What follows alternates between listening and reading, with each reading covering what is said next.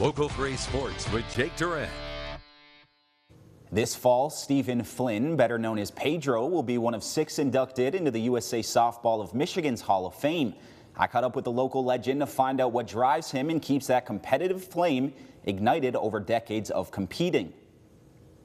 Hurley Field in South Marquette has welcomed countless players over the years. From the dugout to the bleachers and beyond, one player has made Hurley Field his second home for more than 50 years. After Little League, there was no Babe Ruth or no Senior League, so I always came down here with my mother to watch my cousin on Hillcrest Dairy play with Dennis Chanel, that was his name, and they had a real good team, and there was about 30 teams in the Marquette area that were playing at the time, and I came down here and I was a young kid, like 14, 15, and I just got hooked.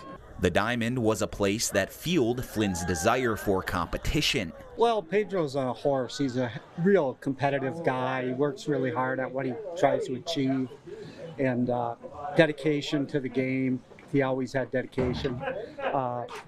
Very, very hard-nosed player. For 51 years, Flynn has dedicated himself to playing. It was on the pitcher's mound where he found his passion for this pastime. When I was a junior in high school, I started throwing. I was wild and I threw hard, but I was wild. He could throw hard, but he didn't really know where it was going that much. His drive to improve led Flynn to develop a signature pitch that at times can be unhittable.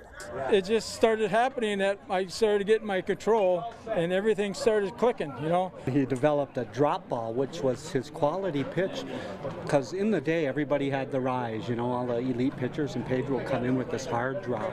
And they never, when we go out of town, they would never see that. And it was hard to hit. And when they did hit, it would roll in the infield, you know. Rise balls, most of the time the ball goes over the fence.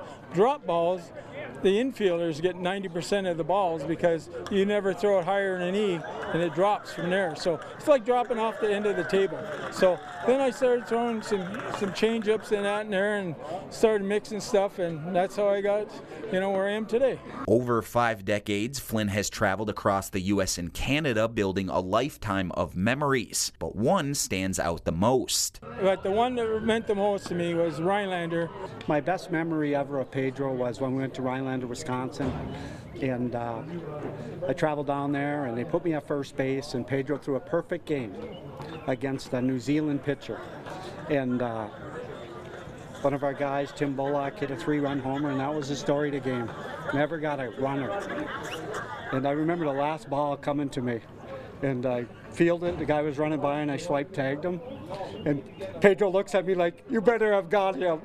And I got him, and they called him out, so it was great. Pedro's legacy on the Diamond is now being recognized beyond the Marquette community. My first word was well-deserved, you know. I mean, he earned this, and he should have probably been in a long time ago.